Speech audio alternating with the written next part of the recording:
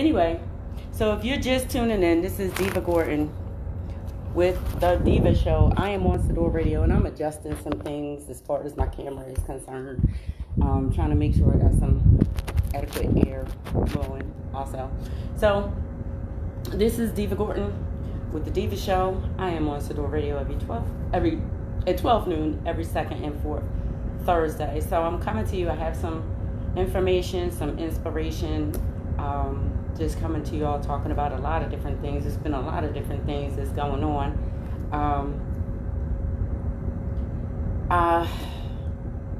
Where do I begin? I don't usually get into some of the topics that, how could I say, difficult, delicate to many. A lot of people share different opinions. Everybody has one, and it's understandable. Some people agree on things, and some people just simply don't and won't agree on things. I mean, we have that obvious with what's going on with our stimulus bill.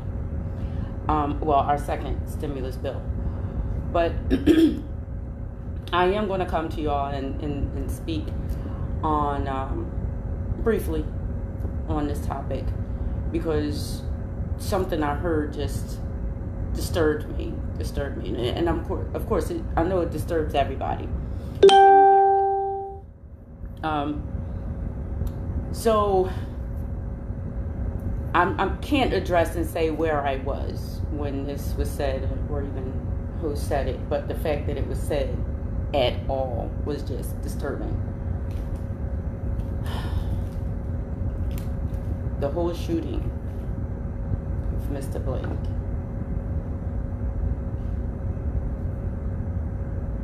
What I heard, and I'm just going to put that out there first, what was said was all he had to do was comply. Now, we're all going to have different opinions on that.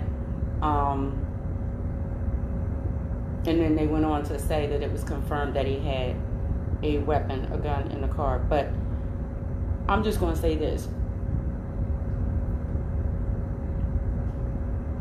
7, not 1, not 2, not 3, not 4, 7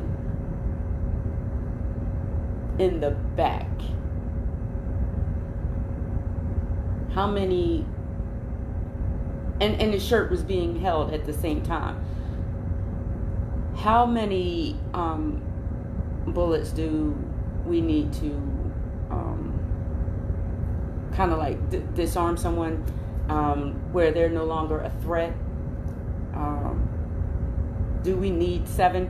And I'm just going to put it out there. When I heard it really affected me. And I hear a lot of things, and I'm just going to say, some of you that know me personally and know some of the conversations that I have with you all about some things that I deal with on a regular basis.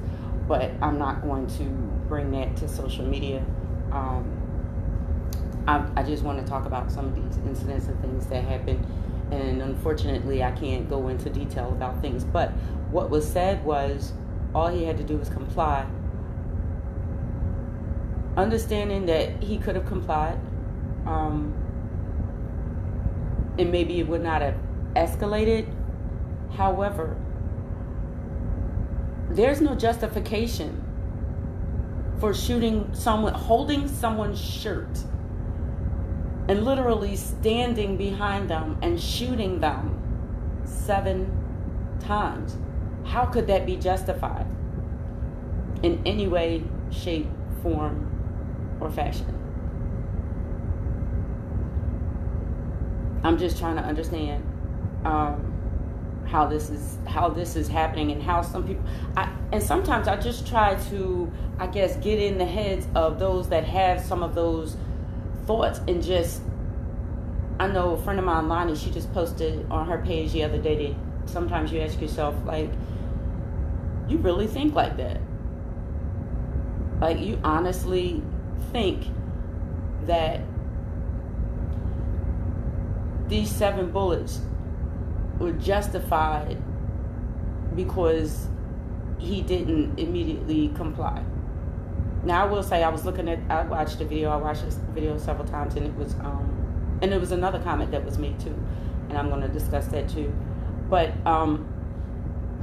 in watching the video, he seemed aggressive as far as he was upset, not aggressive as he was trying to go after the officers, because they were, you could see them clearly walking behind him, and then he opens the car door, and when he reaches down, now, understandably, an officer will feel like they're in danger. Yes, because you are now opening a car door and you're reaching into a car door. But once that first bullet, which it shouldn't have went off, he got tasered. But if he got his shirt, I still, any scenario, any way, I just cannot see the justification of 7 bullets in a person's back at that close range. And it was crazy when I heard the comment, and I knew I was going to hear comments. I already prepared. Whenever something happens, I get up close and personal reactions to some of the things that are happening that you're seeing on the news, and that's all I can say. That's all I'm going to say. And some of the things are just crazy. For instance, the 17-year-old that was arrested for shooting while they were out in the middle of the protest, a comment was made about that, and that comment was he was defending himself.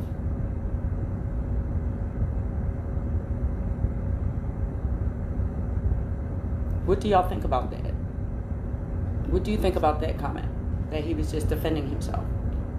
I mean, when you look at the video, you see people running down the street. It looked like he was possibly, I don't know. I'm just questioning. I'm just asking questions. I'm not making assumptions. But it looked like he was being somewhat aggressive. And the people that were approaching him were possibly trying to get him to stop what he was doing. Don't know what led up to that, but it looks like he just turned and just opened fire. If I'm talking a little slow, that's because my feedback for some reason is doubling over, so I apologize. However,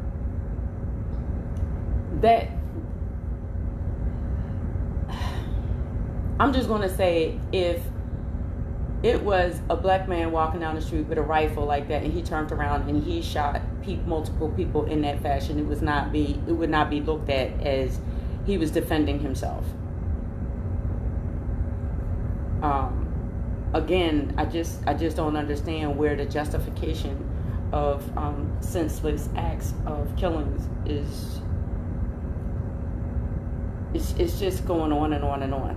And I wanted to bring it to you, and I wanted to talk to you all about it, because it's very disturbing to me to watch and hear people justify certain actions when, to me, it's just clearly wrong. You give an excuse for a 17-year-old to just randomly shoot people and say it was self-defense. But you also give an excuse for these cops to basically shoot this man in his back 7 times. So I wanted to come and talk to you all about it. Like I said, everybody has an opinion. I'm not going to stay on the topic. I do want to come and talk to you all about some lighter things that are going on.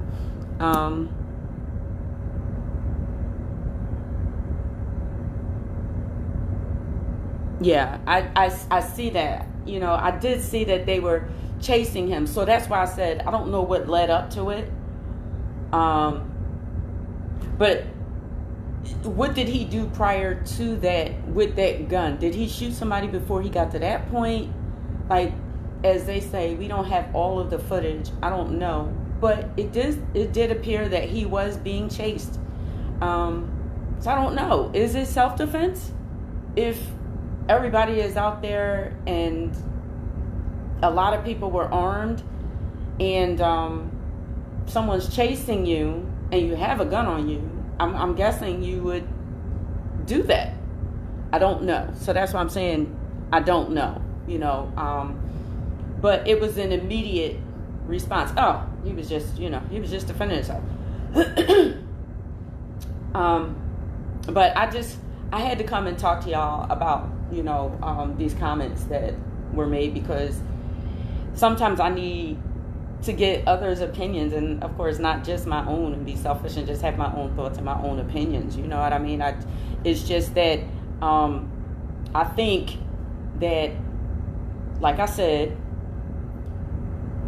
a threat is one thing, and if you are basically, and they were behind this suspect, they were behind him,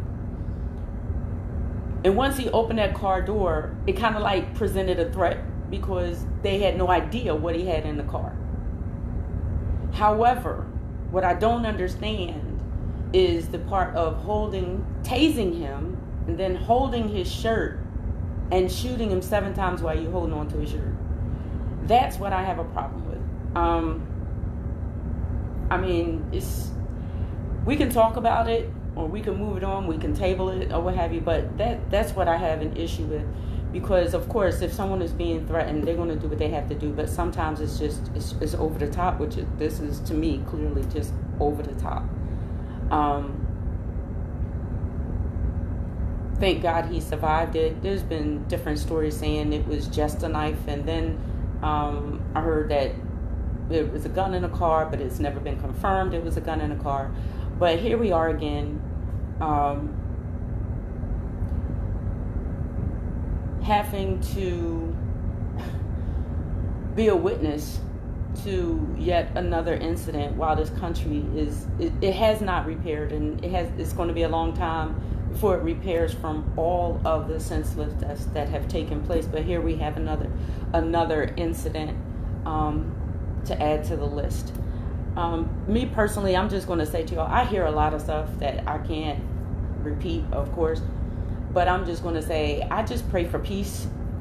I do. I pray for peace for everybody, because everybody does have a stance. Everybody has a view. One of the things my brother and I always said is that they weren't raised in our household, which means that not everybody has the teachings that we have. Not everybody has the thoughts that we have. Not everybody has the understanding that we have. Everybody has been raised in different households. And what may be the norm for someone else is not necessarily our norm. And if you've never been taught to think a different way, you're not going to think that way. I had a conversation talking about the youth last night. I used to have a youth organization, and many times my girls and some of the guys would say, why don't we, start drill back up and this, that, and the other. But this is contributing to what I was saying, everybody's not raised in the same household. For instance, where I used to have, I'm sorry, I'm blocking y'all, where I used to have my youth organization is where I grew up. I wanted to give back to my neighborhood. And giving back to my neighborhood, I was a cheer coach, a cheer coordinator, and I loved my kids, but all of them, but as time grew on, the temperature started to change. The temperature seriously started to change as far as the children, as far as the respect level. And I'm not saying this is everybody across the board. I'm just saying the respect level of people communicating with you, the way the parents communicate with you. And I know some of you all that deal with the youth, back in the day, if we was down the street throwing rocks and it hit something and broke something, what have you, if another parent on that block saw you throw that rock, they took you back home to your parent and told your parent what you did, you got in trouble. But if you do that today, that parent is going to be like, why did you put your hands on my child? I didn't beat your child. I just brought your child home. It's more or less like they wasn't bothering you. Was it your glass that they broke or whatever? And then you get into a battle with the parent. A lot of times when we have children that are raising children without core values.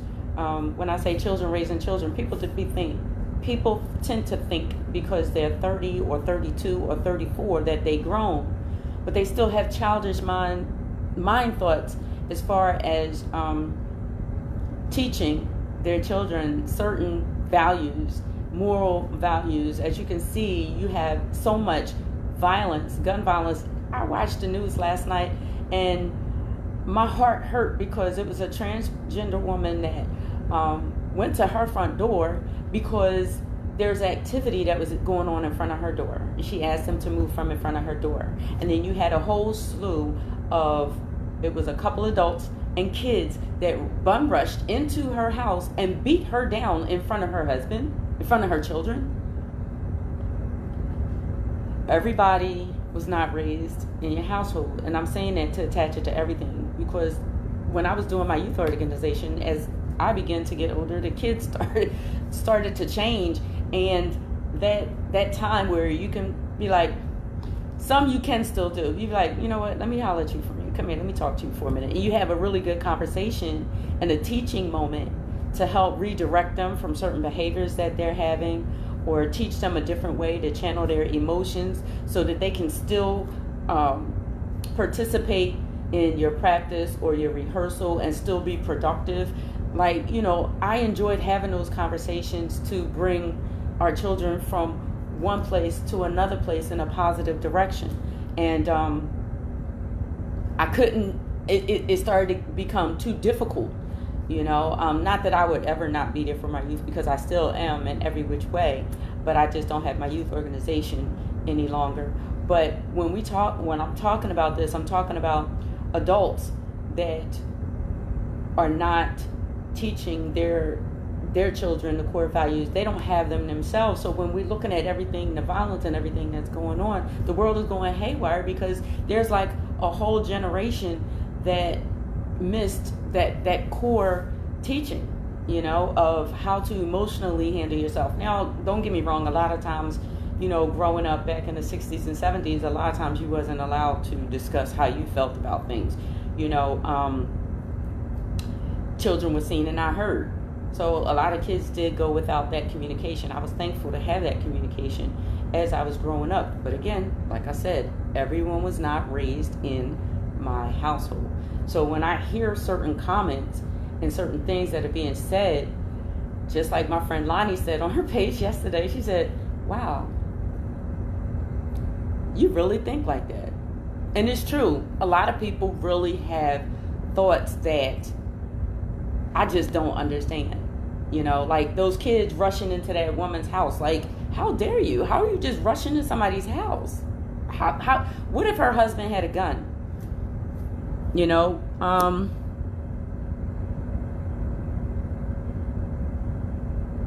oh yes. Sadiq, yes. Listen, there are still pockets of racism, and it astonishes me to hear some of the communication that I hear. And the thing about it is, and I know you say it's pockets of racism that is going on, but unfortunately, the thing about it is they do not realize a lot of times, and I'm saying they, and I'm going to say black, red, white, brown, orange, purple, if you've been raised in that environment, and this is what you know, you really, honestly, unless you're out there with, you know, the Confederate flag, like, you know, bandanas and guns and all of that kind of stuff, like that's just openly, you know, racist. But it's the ones that don't realize that they are racist and they're making racist comments, or have a racist view, or have a very biased view when it comes to certain situations and certain incidents. Again, I can't release details about certain things, but I even had, I'm just going to say, a work counterpart that said to me that they thought I was broke. Now, I'm not rich. but I'm never broke. I mean, one of the most important things, I'm never broke with Jesus in my heart. I always be filled and I always be taken care of. And I know that. But outside of that, I couldn't understand where that statement came from. You know, like I said, I'm not rich. You know, I'm not. I struggle sometimes like everybody else. I'm a filmmaker and that money comes out of my pocket. For my films, I have actually funded every film that I've had. I've funded every stage production that I have had. And I feel blessed to have been able to do so, you know. And I was talking about my film and, you know, I shared that my film was selected in one of the film festivals. Like, oh, you really do that? Yes. And then it was like, oh, I thought you were broke. I couldn't even understand where that comment came from, why it was said. It blew my mind. I was like, all right, I'm gonna need clarification. Help me understand why you think I'm broke. And like I said, people, I'm not rich, so don't get it twisted. I'm not rich. I'm not driving no major vehicle and all of that kind of stuff. I'm, as my dad always told me, live within my means. I'm living within my means.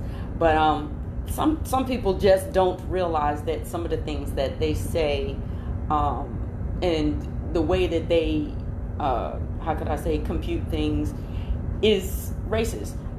Because if you grew up in that environment, you just don't get it. You know, for instance, just don't tell me that you have a black friend. You have friends. You don't need to point out what color your friends are if you're real friends. That's just my personal opinion. You don't need to do that. My friend so-and-so, their name. You don't need to tell me that you have a black friend. That's not necessary. I don't need to know. Like, and the thing about it is, like I said, when one has been raised in that environment and they're unaware and they don't realize, because they weren't raised in your household, and they don't realize that some of the things that they say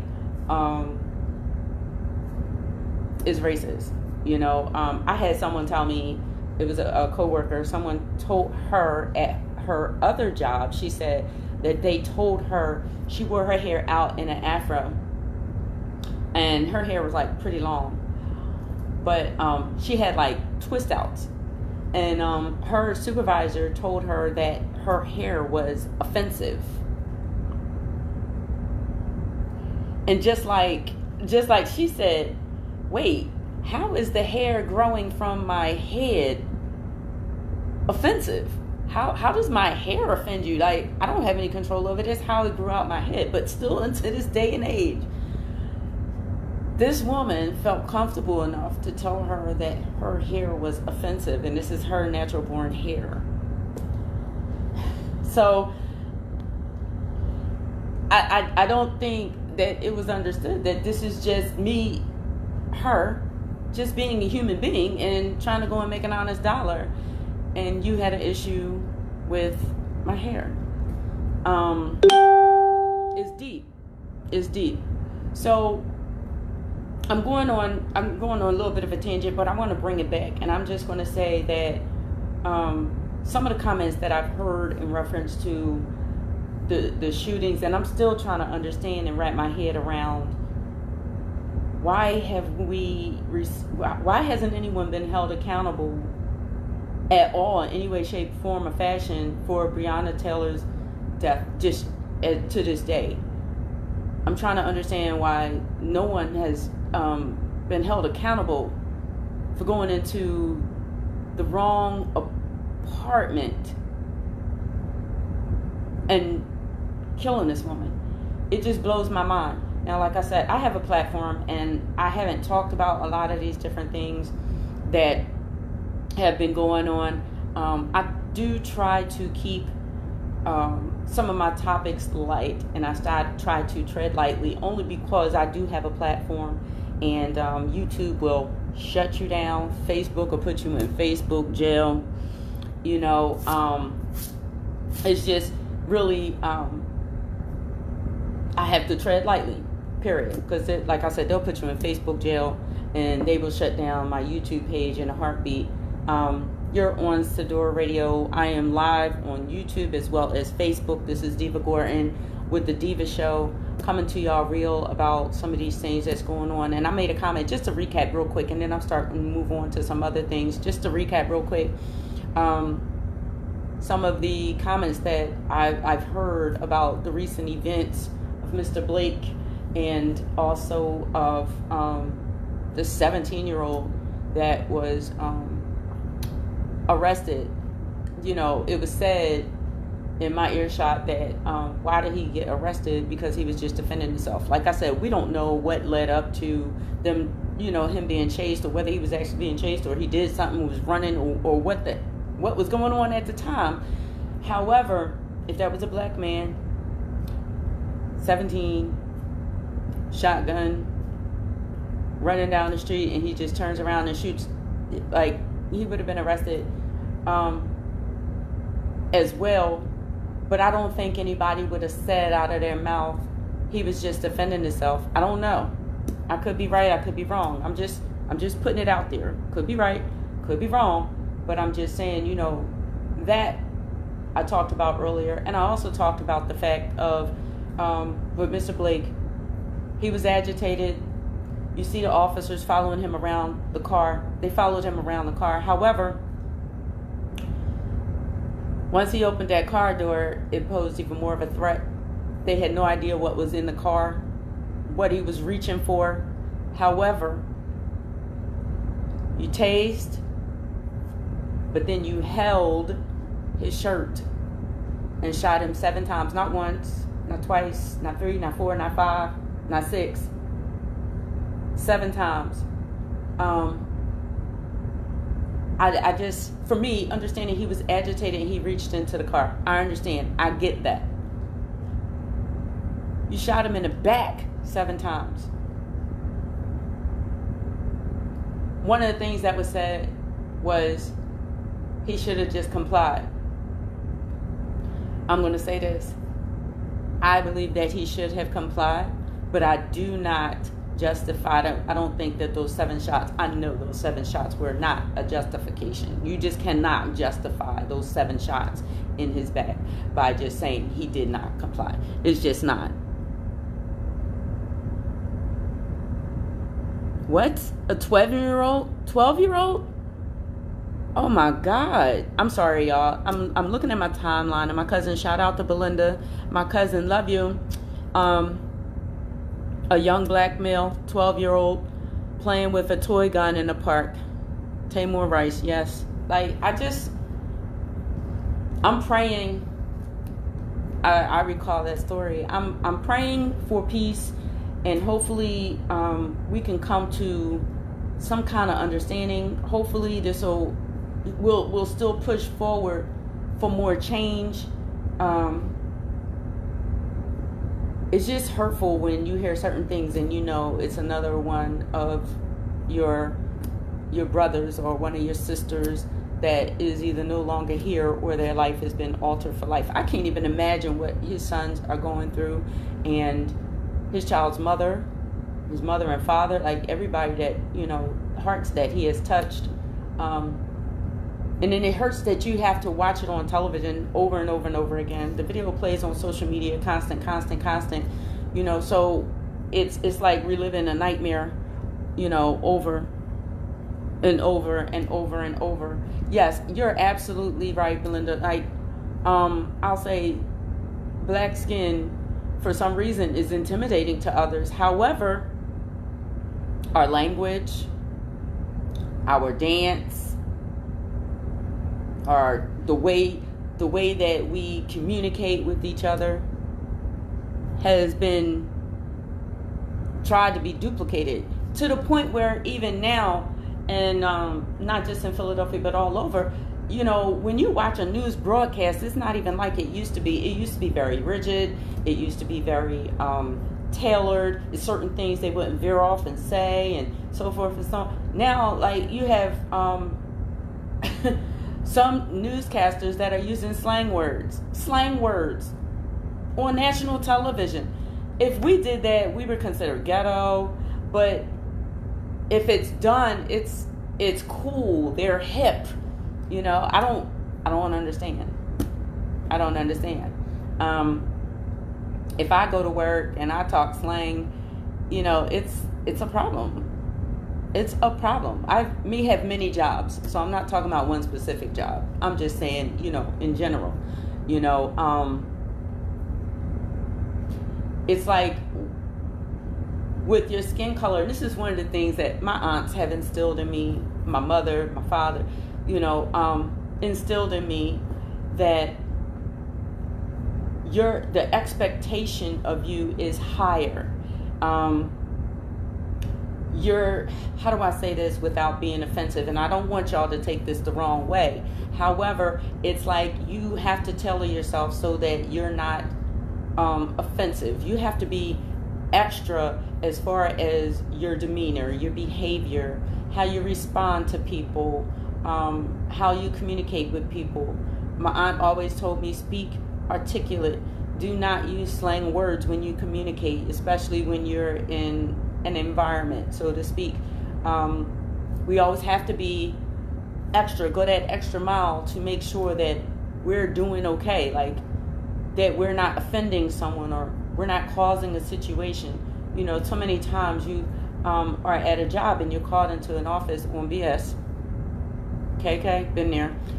You're called into the office on BS and you know it is, but you can't respond that way. You have to respond calm. You can get your point across, though, without going off the deep end, without cussing, without fussing, without, you know, going off. But you still have to tailor your activity and your response and how you communicate with people so that you're not offensive. And other counterparts don't have that challenge. You know, we often talk about how we have to have these conversations with our sons. I have a brother, I have a son, I have a grandson, you know, and life is just so unpredictable right now. I'm trying to remember the young man's name from Philadelphia. I watched his video earlier this morning and I cannot remember his name. I believe his last name is Bell. He is an officer of Philadelphia. And I was watching a video. He went out of town with his wife. They going on vacation. They going to this video I just watched. It happened 2 days ago. He's on vacation, and I think it's somewhere in Maryland. He was pulled over, showed identification that he was an officer, 30 years. They took out a canine saying that the canine did a hit on the car. Saying that the canine did a hit on the car and it was a hit for drugs. Listen, a police officer showed him everything, badge, everything. He has a very nice SUV. They had him and his wife pulled over for failing to put on a turn signal. Held him up for almost 20 minutes or so, or maybe more, because I'm not sure how long he was there before he started filming. But they completely searched his vehicle, took everything out of his vehicle, and basically had him there for almost 20 minutes to a half an hour. He identified as a police officer. Showed him his badge. Why? He's been on the force. He's in the military and has been on the force for 30 freaking years. He has the same exact job that they have. Where is the level of respect? Where is the level of respect, people? I'm sorry. I'm still going in on it. But just like I said, when you are black in America, you have challenges from the very first day of your life. Period. no matter what. You just do, you know.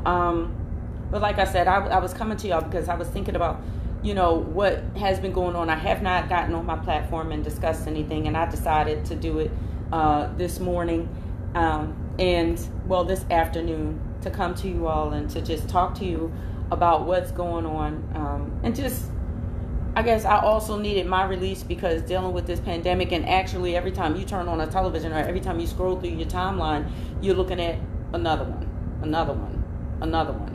And it's like, when does it stop? When does it end? How can we end this? How can we come to a somewhat middle ground where we can come to an understanding to just simply respect each other? Respect each other and have accountability for your actions. Like, I'm just going to say, 4 years ago, you didn't have some of the conversations that we're having now. 4, 5, 6, 7 years ago, we didn't have some of the conversations that we're having now. Now it's just those that did not openly speak out about how they felt about certain things are just now openly just spewing it in every way, form, or fashion.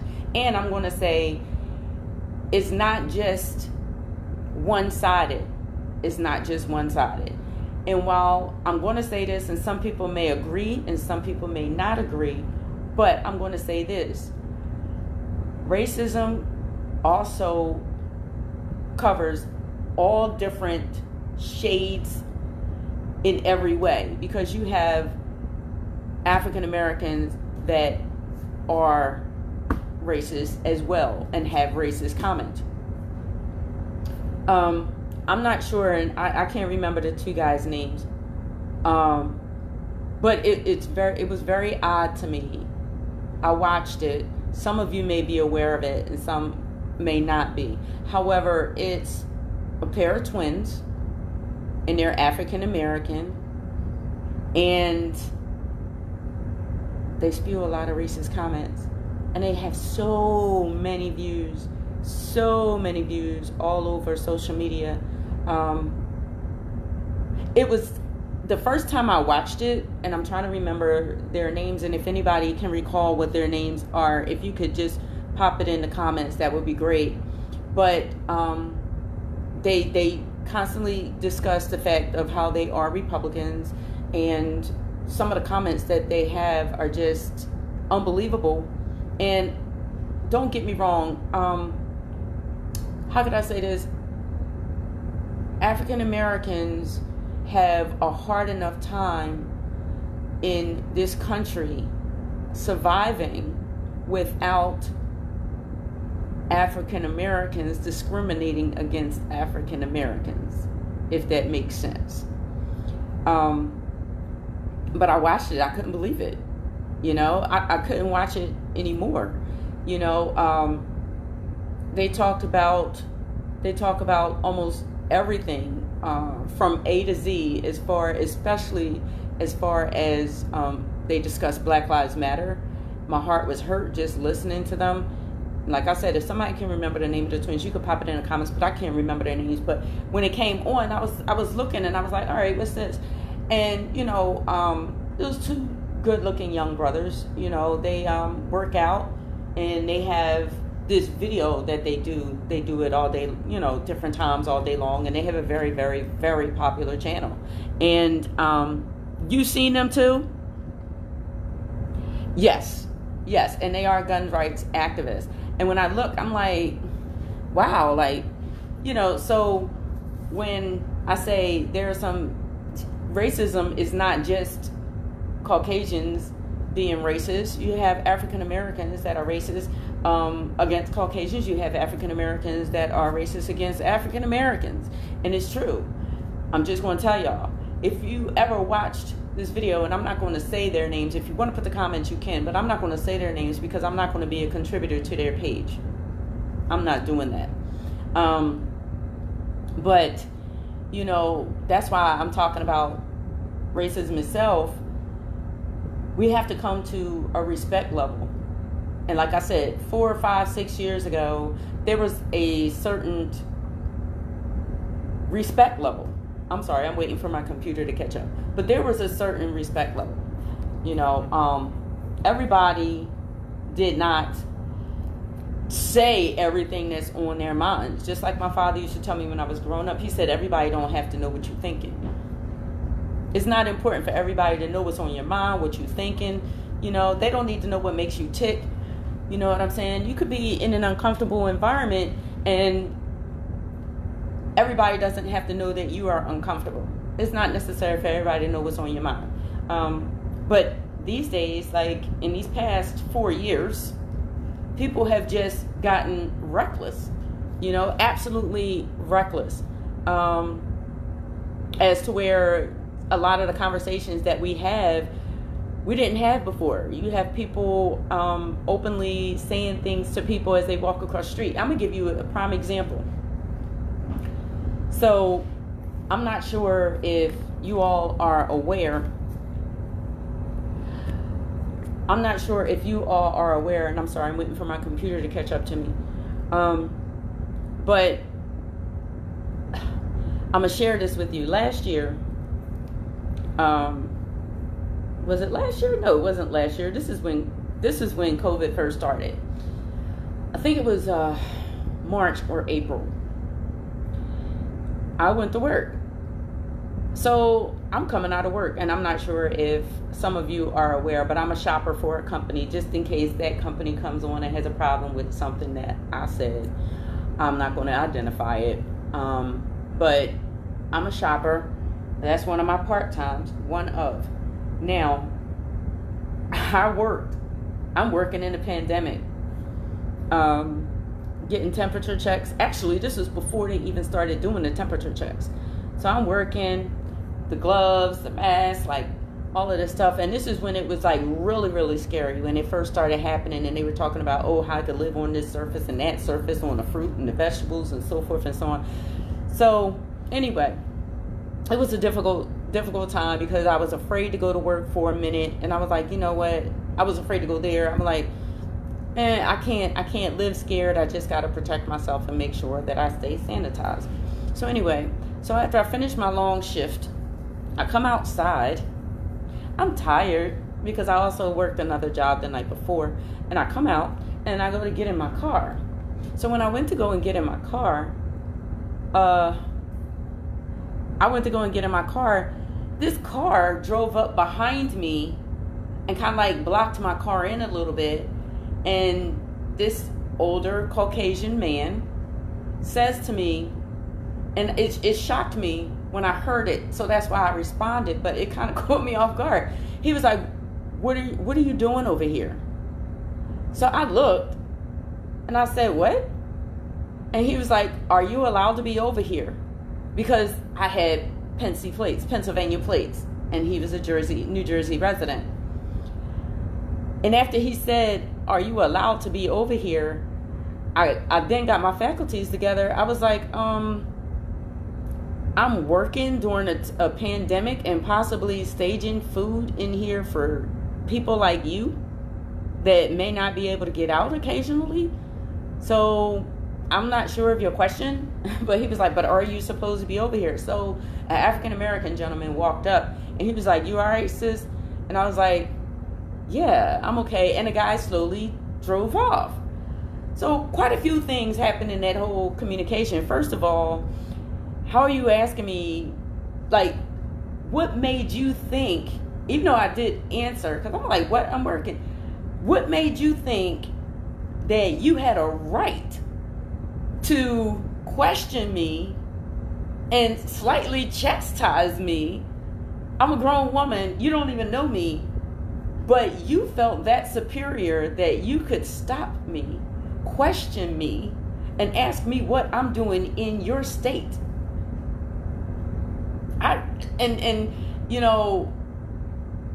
The African-American gentleman walked up and he asked if I was okay. And then my thought process even went into, this could have been turned into a bad situation. And not only that, would he have questioned a male?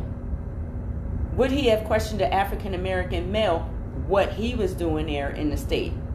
And I think part of the reason why he kind of like went on his way, because he saw me taking my ID off, which identified that I was working somewhere. But at any rate, what made him think that he had that right? And that's why I say, like 4 or 5 years ago, he probably would have just rolled right past me. But because I'm short, I'm not that tall, like I'm 5'1". He was older, and he had white hair, gray hair all over his head or whatever, but he absolutely had no fear in questioning me what I was doing in his state, why I was there, what was I doing there. But that has not, in the past, I'll say about 4 or 5 years ago, he probably would have just drove right past me, pandemic or not. But that's where I say, what makes a person feel that comfortable now today to just say what they want, i.e. the whole Karen situation. Shout out to all of the Karens out there. And I'm talking about the real Karens, the people that actually received that name at birth, because they just took y'all name and just ran with it. And I know when y'all introduce yourselves to people, you don't want to say, what's your name? Karen. So, but shout out to those Karens out there that are acting a fool.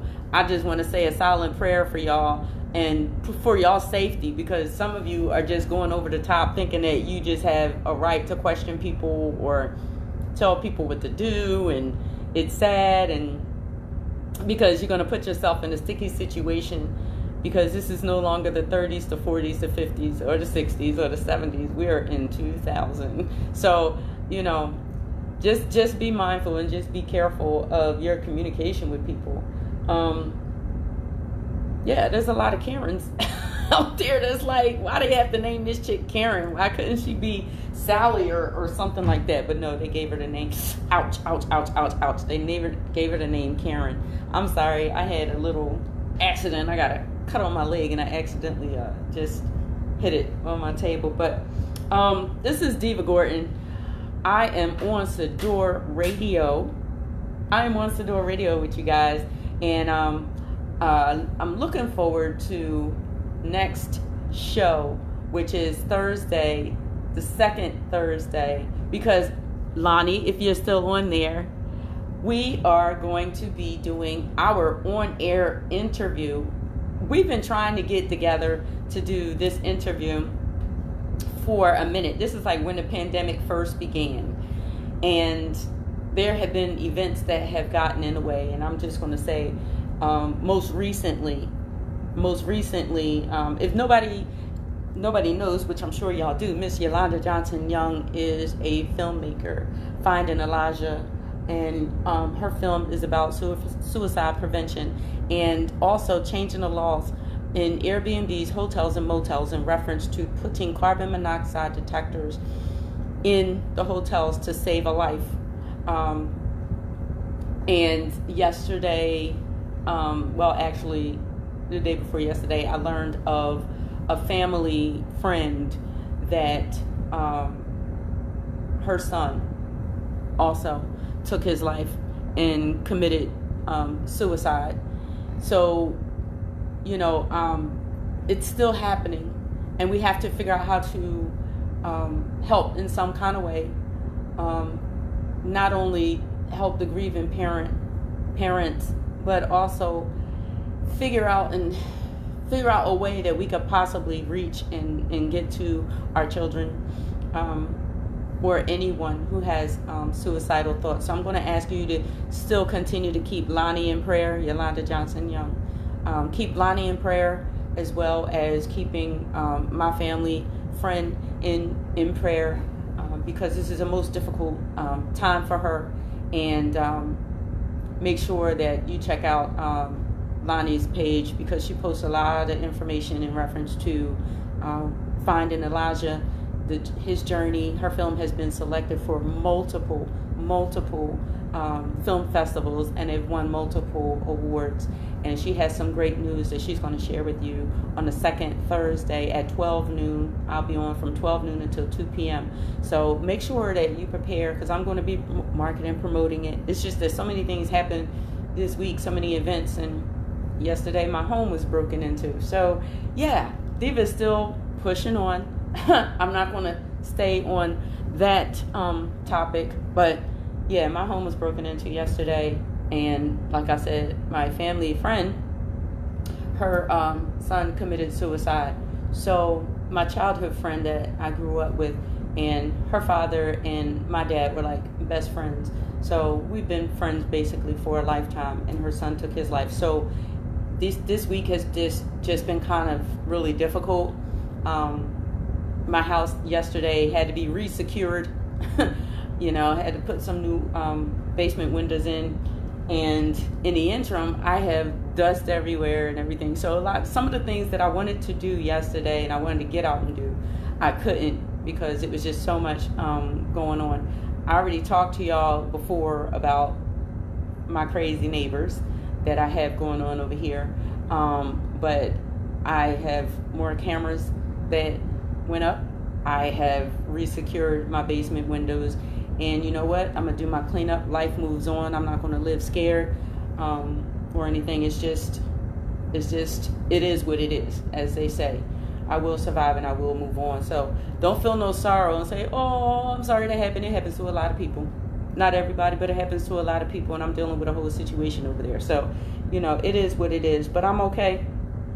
I'm all right. I'm thanking God that I was able to resecure my home, because you know sometimes things happen with people, you know, they get break-ins or what have you, and they're not able to do what I was able to do. And I'm just going to say that. So my father always tells me, look for the solution and not the problem, and don't wallow in your own self-pity.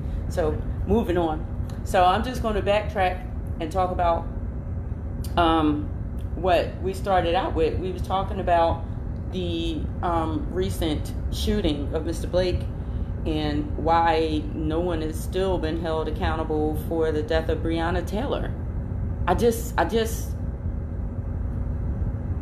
from the very beginning, it was said they had the wrong apartment. But then we went into the boyfriend was supposedly a drug dealer. She was helping as a drug runner for him and all of this other kind of stuff. And I'm like, wait, what? Why does that, if it were the truth, which from what I understand, you know, that was the shade that was thrown to deter people from what's going on. And September is National Suicide Awareness Month. Thank you. Suicide Prevention Month. Thank you, Lonnie. So we're definitely going to dig into yes, I apologize. Died by suicide. That is the correct term. But if they went to the wrong apartment and they were not the suspects that they were seeking, why have they not been held accountable for her death? I don't understand. I'm going to put this out there, and I'm going to say this. Many of you know that one of my jobs, I work for the police department. I'm going to say this. I have friends that I grew up with. I have new friends through my daughter. People that I have known for years. Shout out to James Keith for his service. David Addison for your service. To Kishana for her service. Like, shout out to all of our officers out there that are giving their blood, sweat, and tears to keep people safe, even though they're being treated as a whole. And I'm just going to put it out there. You can get angry, you can get upset, you can say what you want, doesn't matter. They're being treated as a whole. The violence is real. all across this country, you know, there have been a few officers that have lost their lives, and they may not even been involved in anything racial, possibly treated people that they have arrested with respect, and they were targeted and shot. I'm going to say, like I said, I have family and friends that are officers. I don't hold all of them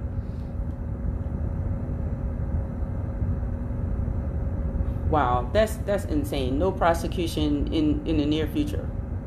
That's just insane. And I'm sorry, the Sadiq is commenting on about Breonna Taylor, and to me that's just disgusting. You know, a young woman's life was taken. You know, nothing is being done, nothing at all. Like, I don't get it.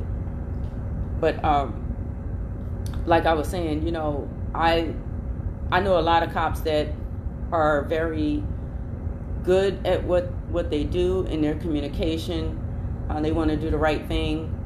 And, you know, there's good and bad in everyone, but I don't think that the whole entire organization should be targeted the way that they're targeted with violence, the way that they are. Now, don't get me wrong. I understand a lot of actions that have taken place recently are wrong in every which way.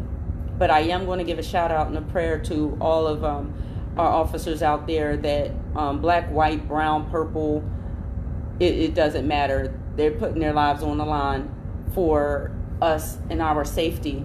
You know, yesterday when I had to have my interaction, you know, it was handled great. You know, it was handled great.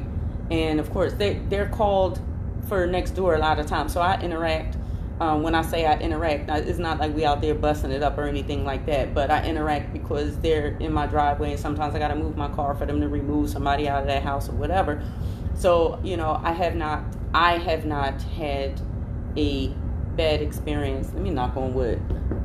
I have not had a bad experience, but there are a lot of bad experiences out there. So don't get me wrong. I'm not in no way, shape, form, or fashion condoning anything, giving a slap on the wrist about anything. It is what it is. There are some that are out there that are just awful and don't need to carry the badge, period.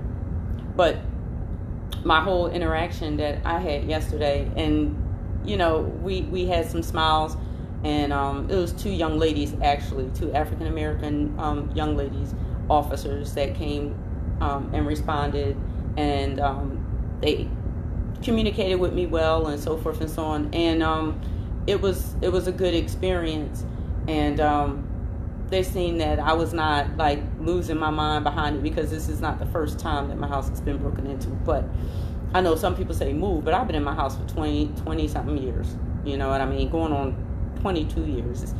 I might rent it out and move on, but at any rate, you know, I did have good interaction with them when they came. So, but you know, I talk about these things, and I talk about it because we have to find a balance. We have to find a balance. We have to find a medium where we're somewhat on a respectable accord. And I say a respectable accord is because, you know, if we don't figure out how to develop this respectable accord, respectful accord, we're never going to get peace. The morals have to be in place. The respect level has to be in place. Good communication has to be in place. Better understanding, and most definitely accountability. Accountability is so important, all the way across the board. And I just wanted to bring that to y'all. And I got kind of heavy with that for like a whole hour. I didn't mean to go in like that, but sometimes I start to talk, and because it does touch my core, it's like sometimes I'll go on about different aspects of everything and bring it roundabout. But this is Deeva Gordon with the Deeva Show. I'm on Sador Radio. I'm on here every 12 I'm sorry, I always say that, every second and fourth Thursday from 12 noon until 2 p.m. Now in September, I'm going to have my special guest, Miss Yolanda Johnson Young, and she's going to be discussing her journey as far as Finding Elijah, her film journey, and as well as we're going to talk a bit about Suicide Prevention Awareness Month, which is September. Okay, so I do want to make sure that y'all tune in. Yolanda is a very good friend of mine. We, people often have that saying where they say, your good friends are friends that you may not talk to every day, but when you talk, it's like y'all don't miss a beat. For years it was me, Yolanda, and I'm going to say Lonnie because we call her Lonnie. It was me, Lonnie, and Camille. We were like the three amigos, you know what I mean? I remember first meeting them in high school. I was like really scared. My first time out of, catching public transportation all the way down almost to Center City because we were going to FLC, which is at 15th and Mount Vernon. But just saying all of that to say that, and I was on the subway. That was a big deal. I'm on the subway now. I could catch a bus a couple of blocks, but I was actually catching a bus and getting on the subway. I was grown. You couldn't tell me nothing. That orange line was mine. But anyway, moving on. Pick up the phone and we talk. It's like we never missed a beat. It's like we never missed a beat at all. So Lonnie is going to be on my show on the second Thursday. And we're going to be talking about a lot of different things from 12 noon until 2 p.m. We're going to talk about her film. We're going to talk about her film journey with so many film festivals. I don't know how you keep up with them. And the different awards that you won, how the journey has been in the film festivals. I know that you also had, you have a membership with Scribe. I'm not sure how Scribe is working right now, but Scribe is, you could talk more about Scribe when you get here, because I remember when we do the interview, because I remember I had you on to interview, and unfortunately I didn't film at the time, and I wish that I was able to at the time.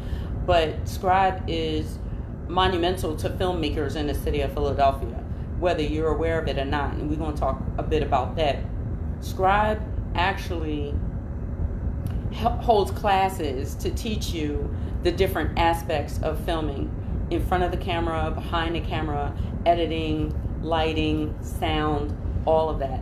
And they have some monumental programs, and it's Scribe, SCRIBE, and it's in West Philadelphia on Lancaster Avenue. Now, I'm going to give you some brief information about it. They have different courses there where you can be a part of the class, and your class is a part of your crew. You develop a film. It could be a documentary. Yes, Scribe Video Center. Yes, if you're looking it up, Google Scribe Video Center.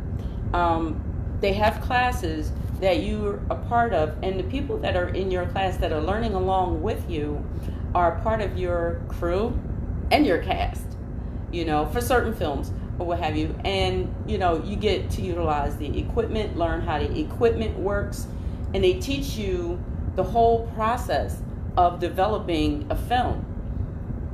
I'm just telling you, it's monumental to have that right there. A lot of times people want to go to different, as they consider top of the line schools that will actually have you in class and just have you sit down and, you're in a classroom and you're reading textbooks or, not learning hands-on. But Scribe gives you hands-on and teaches you everything as you go along.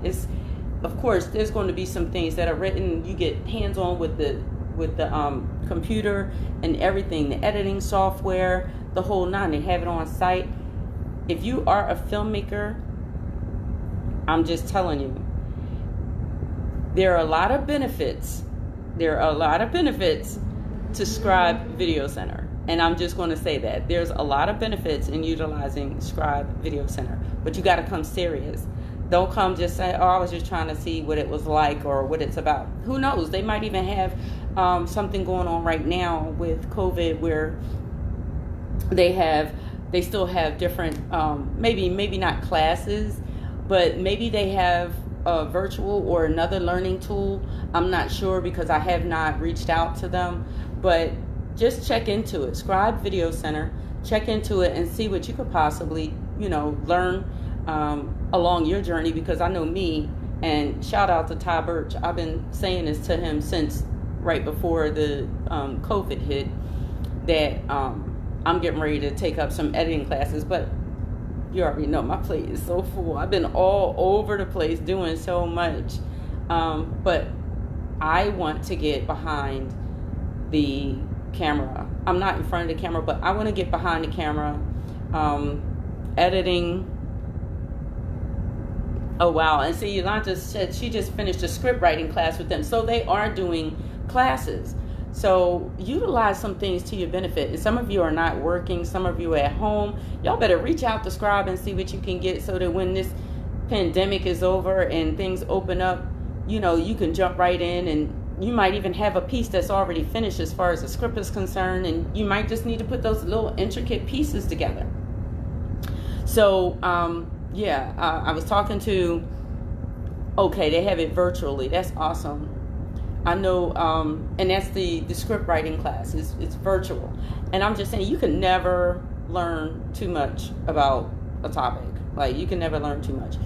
I am going to be, like I said, looking into the filming and being behind the camera and editing, because I'm going to say shout out to Sean Chin, Todd Birch, oh my gosh,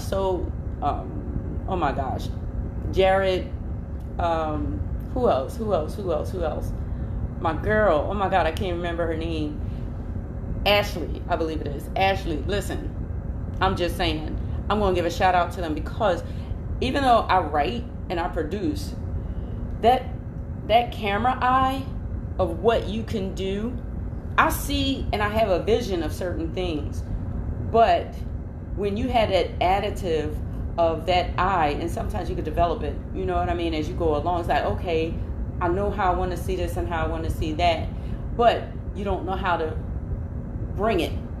So, checking out a class at Scribe, you never know, it may open wonderful opportunities to you, for you to be able to do some other creative things with your piece. You just never know. So I'm just bringing it to y'all, like I said, inspiration and information, and keeping it 100. Also, while I'm here, I am also going to dig into, Lonnie, we talked about Film Freeway, right? And I'm going to bring y'all some information real quick, and I'm going to put it out there. And I know y'all can still see me, but I can't see you see me. That's so funny. I can't see you see me, because I'm pulling up something. I remember it was a show that I did, and I was telling everybody about the benefits of signing up for Film Freeway and what they have available to you as far as benefits are concerned. So I'm going on here, and I'm just going to break it down and give y'all some of the information, how it works. With Film Freeway, if you go to the very first page, you scroll all the way down to the bottom of it, and it says benefits, right? So if you're a member, you can also become a gold member. And if you become a gold member on Film Freeway, it gives you discounts on submissions for your film into different festivals. There are so many different festivals that are going on right now virtually. And let me tell you something. When you do these different festivals, like I said to you before, it does so much for you, because it gives you more eyes for people to see your work, and feedback, because they will give you feedback on your work. So, like I said, you go to the bottom, it's Film Freeway, all one word, filmfreeway.com. When you go on there, scroll all the way to the bottom and click on benefits. After you click on benefits, it'll say joining Film Freeway has its perks. Now, let me tell you some of these perks. If you are a filmmaker and you're out there doing your thing, this is important. Let me see. Let me go down here. Am I signed up already? All right, yeah, I'm on my page. So They have exclusive partner benefits if you are a member of Film Freeway. They have Seed and Spark. Seed and Spark is a one-time shop where filmmakers can crowdfund, can you hear me? Can crowdfund, distribute, and interact with their audience and broaden their independent film community. So that's one thing. That's Seed and Spark. Now, a lot of this stuff, it's just available to you. It doesn't cost you anything. And when you hit redeem, your email is hooked up to Film Freeway. So they'll automatically send you an email with information on your next step and how you can watch some of the webinars that they have. Like, for instance, Film Freeway Secrets. It says Film Festival Secrets. So this particular one is talking about secrets. It says Film Festival Secrets is a filmmaker's roadmap to the festival circuit.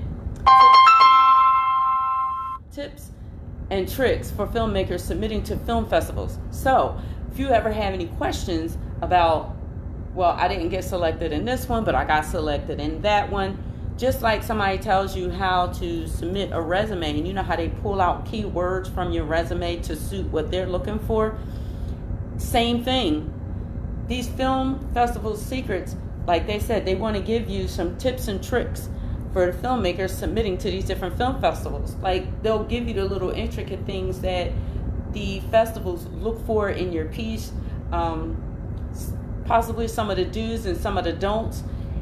Why not take advantage of that? Why not take advantage of that if it's free? You know, exactly. Seed and Spark. And that's what I'm saying, Lonnie. You already know. You're the one that told me about the benefits on here. But Seed and Spark helped one of her friends to complete her film. And this is what it says here for the Film Festival Secrets. You want Film Festival Secrets. You want those credits on your film. You want to get selections. You want to get your work out there. You want people to see your work. And what it says here is Film Freeway members receive a free Film Festival Strategy Bundle, including a 5-part festival readiness course, the Better Festival Submissions Toolkit ebook, and 10 simple secrets for saving money on festival submissions. Are you kidding me? Are you kidding me? Did you hear what I just said? It says free Film Festival Strategy Bundle. So they have all of these things, because I did Film Secrets as well. They have all of this wrapped up to let you know, okay, you're in the game, but we want you to be in the game, if that makes sense. Say, oh, you in? No, I want to be in. So I'm just saying, like, you're home, or if you're not at home, you can also go to it on your phone. Go down. I'm gonna tell you about a couple of more benefits, and that's my whole point and purpose, is to try to share this information with you all, not hold on to it myself. You know what I mean? I have a platform. I'm going to use it. So they also have Movie Maker Magazine, and it says Movie Maker Magazine is the nation's leading resource on the art of and business of making movies, and the world's famous widely read independent film magazine. Now, we always hear about the big wigs, you know, on the main screens and stuff like that, and that's where we're trying to get to. But this is a magazine that focuses on independent filmmakers. You know, a lot of independent filmmakers are not really sure what avenues they have available. You can read about someone that made it, or you can go in and see a journey in which someone traveled in order to get their film made. It may give you some ideas on how to get a film made yourself. And listen, it says Film Freeway members receive a special discount on 1-year and 2-year print subscriptions with promo code Film Freeway. I'm just saying, a lot of times things are right at your fingertips. You just got to reach out and touch. One more. Of course, Backstage is on there. It says, for more than 50 years, Backstage has been the top tool for industry professionals to cast their projects, with over 100,000 actors using Backstage. Casting directors, independent filmmakers, and producers nationwide use Backstage to find the right talent. You might be able to go in there and find you some reasonable talent. I'm just saying, Stage 32. What's this about? Stage 32 connects film creatives from all over the world and provides a variety of educational services designed to help you hone your craft and stay on top of all things happening in the industry. Film Freeway members receive 10% off of all Stage 32 next level webinars. Listen, I'm just at the top of the page. This is not all of the benefits that are available.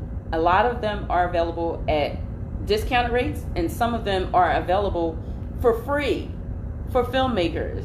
Why not take advantage of it? You home, Slated. Listen to this. Slated is the world's leading online film finance marketplace. I'm just saying, I'm not making this up, and I'm not just coming by. I'm reading this. I'm reading this directly to you so that you know what you have available at your fingertips. Go in there and create yourself an account. You can upload your film, and you can submit, even on your phone, you can submit your film to a festival from your phone. I'm just saying. It's just that easy. You can submit that way, and I'm going to go back and I'm going to tell y'all about some other benefits. But I'm going to read this one, and then I'm going to go back and tell y'all about some of the other benefits. Slated is the world's leading online film finance marketplace, matching filmmakers in their projects with talent, financing, sales, and distribution. Over 1,400 films have received $1.4 billion in investor introductions to date. Connect your film directly with over 1,700 sales agents and distributors who can increase your odds of getting into festivals, ensuring your film gets sold around the world. What was that? Okay. Around the world, people. Around the world. Isn't that what we want? Isn't that what we want? So I'm just saying, then you have Smart House Creative. There's so many different opportunities that are available for us as filmmakers that are out here. There's a Filmmaker Alliance. They have Indie Picks, Unlimited, Whipster. Whipster is an intuitive video review and approval from filmmakers, so you get to collab on top of your work in progress videos with colleagues or clients. Whipster is the most simple and elegant way to upload, share, review, and approve videos. I have a software like that. It's called, oh my gosh, I can't remember the first name, but it's something I.O. And basically what it is I can edit my film on my phone, and then I can send my editor my edits of what I want in certain places and where to stop the film and where to start the film and all of that. So this is another tool, and this is 20% off with your Film Freeway subscription. I'm still not even in the middle half of the page. And I'm doing this because the other day I sat and I told you all about Film Freeway and its benefits. But I need y'all to grasp the concept of things and start utilizing some things to your benefit. So, simple DCP. Some of you are not aware what DCP stands for. It stands for Digital Cinema Projection, and that is the format in which, outside of 4K, that is the digital software in which most festivals want your film in for the festival. I know with in-person screening, I had some difficulty because my film was not in DCP. Getting it in DCP is not always easy either. It can be costly. So I'm saying that to say they also have a benefit on Film Freeway. And it says simple DCP creates digital cinema packaging for a theatrical exhibition. Whether you're planning a film festival run or distributing your film to theaters, Simple DCP provides you with the tools and expertise to master and distribute your film with confidence. Film Freeway members receive a 5% discount on simple DCP services. This offer can be combined with other discounts. It can be combined with other discounts, including those offered with our film festival partners. So, listen, this is an opportunity for you to take your film from this level to that level. Because once you got it in DCP, you know, submitting it to these different film festivals, it's already in the format in which they want it in. It can be costly. Trust me, I know. It can be very costly to get your film in DCP format. Let me see. Uh-oh. I am losing juice. I am losing juice, which means I'm going to have to hold my phone for a minute because I have the new phone, so I don't have as many issues as I was having before. But all right, there y'all go. Y'all still there? We are still cooking with grease, people. Why is this not? All right, it's charging. I had to hold it. Bear with me for just a minute. So, at any rate, we are at 1:38. Are you kidding me? So, I am on here, and they have an IndieCrowdfunder.com. IndieCrowdfunder.com is a one-stop shop, financial conduit for Hollywood to raise money for accredited and uncredited investors. So you have a lot of everything going on. You know, you just got to reach out. You just got to reach out and do your Google. So I just wanted to share that with you all so that you're familiar with Film Freeway. And make sure that you check out filmfreeway.com, sign up, make your own account. Once you make your own account, you can start enjoying all of these benefits. Like, don't just, you know, listen to me and still not take advantage of the benefits. Take advantage of these benefits. Okay? Also, I want to talk to you all and let you all know that yes, I'm working on my product line. I have for Nature's Kiss by Gordon's, I have the hair serum, I have the body butter, and what I'm going to be doing is a special. Yes, I am. I mean, I'm just saying, my bath bombs are the bomb. I love them. And then I have, like I said, the body butter. I have the 1 ounce, I have 4 ounce, and I also have the 8 ounce. But I'm going to tell you something special. I'm running a special, and guess what? If you purchase 2 serums, the hair growth serum, you will get a sample of the body butter for free. And when I say it's about the size of well, I'll be showing it to y'all when I come to y'all and tell y'all about it. But if you buy 2 serums, you'll get a sample of the body butter for free. Now, let me tell you something about the body butter. The body butter it's creamy. It goes on nice and smooth. It doesn't leave your skin oily, but I will tell you, it will last. It will last. You don't need to use a whole lot of it, but I do want to send out some samples so that y'all can check it out and enjoy the body butter. It's Nature's Kiss by Gordon's. It is the body butter. So that special is coming up where I said if you buy 2 serums, 2 hair serums, you will get a little tub of the body butter for free so that you can try it out and see what it's like and see what you like about it. And I want y'all, whenever y'all purchase and get your products, please feel free, to post and let me know how it's working for you, how you like it, and how it's benefiting you, because I like real comments, like before and after. I see these different commercials, and I'll just say I see the commercials and some of the sponsored advertisements on Facebook where, I'm sorry, I'm like going straight in on the phone and forgetting about digging my people. There we go. I want people to see real results. I've seen some of the commercials and the sponsored commercials on Facebook on my timeline, and people are posting pics with hair serum and a head full of hair. How does that work? Now I'm going to show y'all right here. Like my edges have returned. They have returned, so I'm excited and I'm happy about that. My edges have returned, and my hair is a lot stronger and it's a lot healthier than it was, because it was like breaking off. But my hair is a lot healthier. My hair is a lot stronger. My edges have come back. You can see, I don't know if you can see, my burn is like really like going away.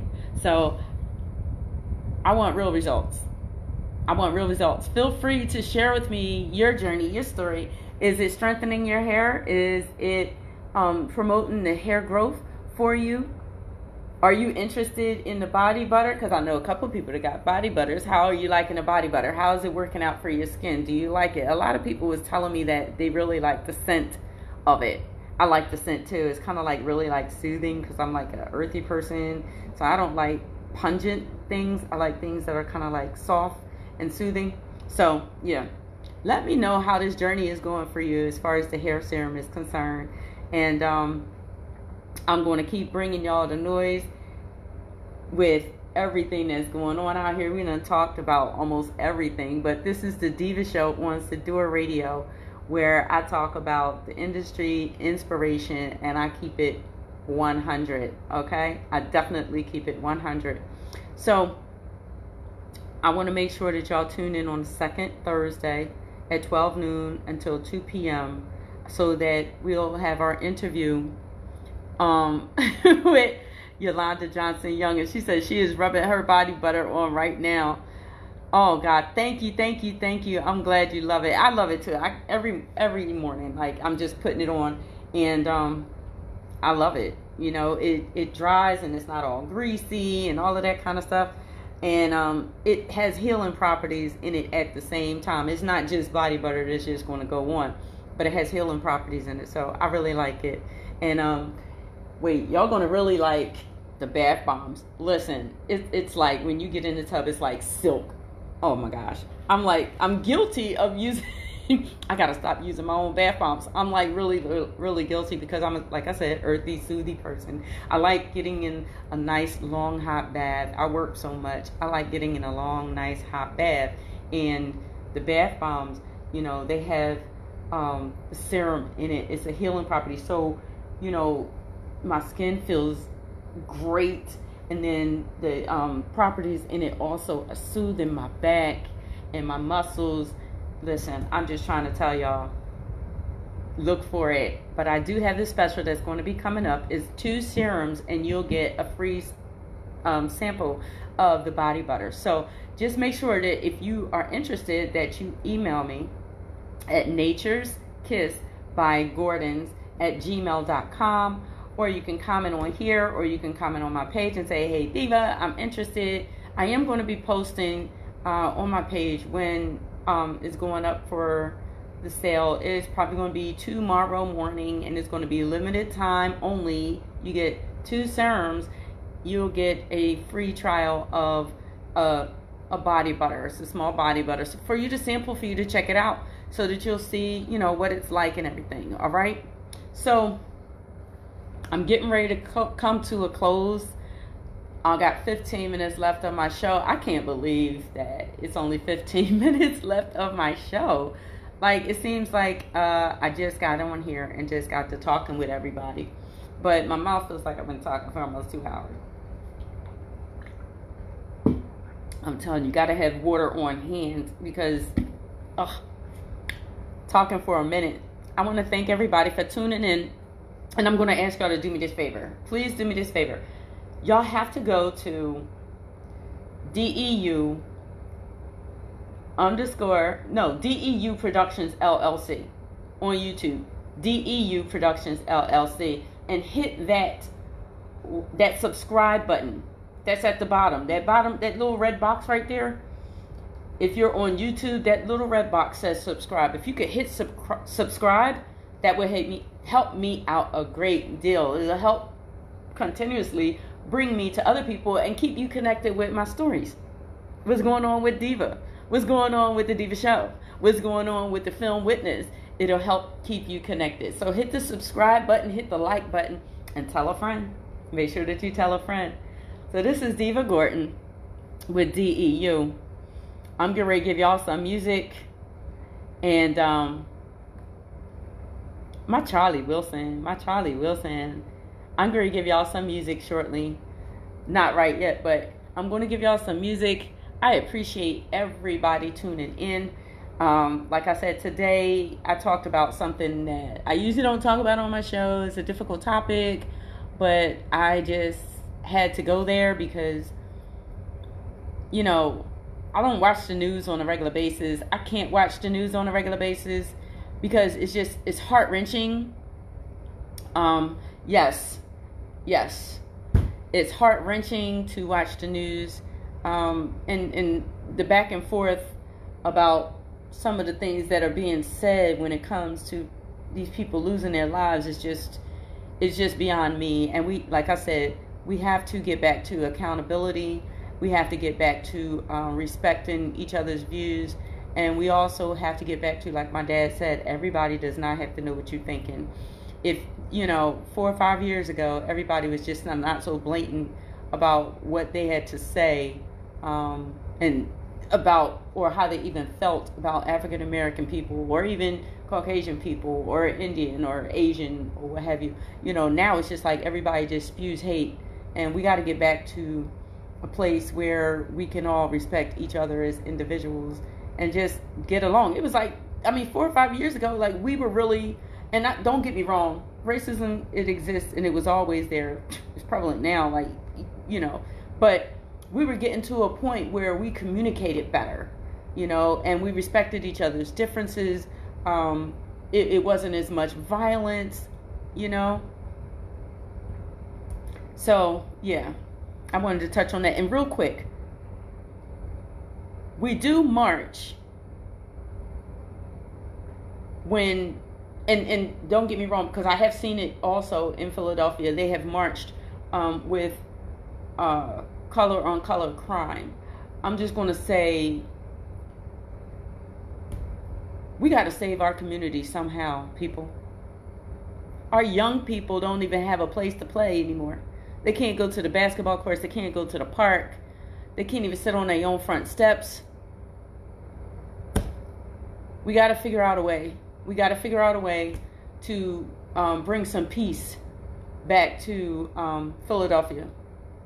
And shout out to DeMarco Productions he's about to do his film, Philadelphia. And think about that title. Think about that title, Philadelphia. We have to get back to a point, people, where we feel safer in our streets, gun violence is less, and our children's lives matter. Okay? So this is Deeva Gordon with DEU. We losing too many of our children. We shouldn't be losing the adults at the rate that we're losing our young adults, but we're losing so many children too by, gun violence. These innocent children are catching bullets. We got to figure out how to get back to a more peaceful state in the city of Philadelphia. I don't have the answers, and I'm not saying that I'm gonna have the answers, but I would like to be a part of the process. So that's one of my goals, is to try to be a part of that process. Yeah, I'm adding something else to my repertoire. I'm adding something else. So this is Deeva Gordon with DEU. I truly appreciate each and every one of you tuning into my show. I am here every second and fourth Thursday from 12 noon until 2 p.m. I'm going to be bringing you the noise, and my next show is going to be with Miss Yolanda Johnson Young, of filmmaker of Finding Elijah. We're going to talk about the different festivals that she's been a part of. We're going to talk about her journey. We're going to talk about a little bit about Scribe, a little bit about everything. And I know, you'll be interested in hearing our conversation, because she's going to be also talking about pitch. What do y'all know about pitch? Yep, tune in to find out about pitch. Okay? All right? And I know it's something that you want to hear about. And I'm going to be looking forward to sharing it with you. This is Deeva Gordon from DEU. And witness, we're about to get it popping. And I said that last time. Already made some moves. We about to get it popping. So, you know, we masked up and all, but we about to get that popping. So, Good Pitch Local Philadelphia. There we go. Good Pitch Local Philadelphia. Listen, we're going to get it in. And y'all want to know some things. Y'all want to talk about some things. We're going to talk about some things. So y'all make sure that y'all tune in to that next show, which is the second Thursday. Okay? The second Thursday.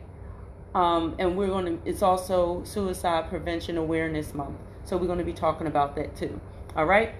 So I'm getting ready to give y'all some crooning, some music. I love myself some Charlie Wilson. This was my soothing day. I just want to relax. I want to leave the show with like a little relaxing tune. There Goes My Baby. That's my favorite one. It's such a loving song. You know, Snoop did that video. He did the doggone thing. So I'm getting ready to put this on. I thank you all again for tuning in. This is Deeva Gordon from DEU. This on Sador Radio. Yes, Uncle Charlie. Listen, before I go, listen, I didn't know that man had so much energy. When I went to see him down at the Dell, oh my goodness, he had so much energy. He was on stage almost from the beginning until the end, other than clothing changes, and he didn't miss a beat. I need his energy drink. All right, thank you everybody for tuning in. Lonnie, I'm gonna call you shortly. All right, thank you everybody for tuning in. This is Deeva Gordon from DEU. Y'all already know how I end my show. Thank you again for your commitment and for your consistency. I truly appreciate it. This is Deeva Gordon with DEU. Love, peace, and hair grease.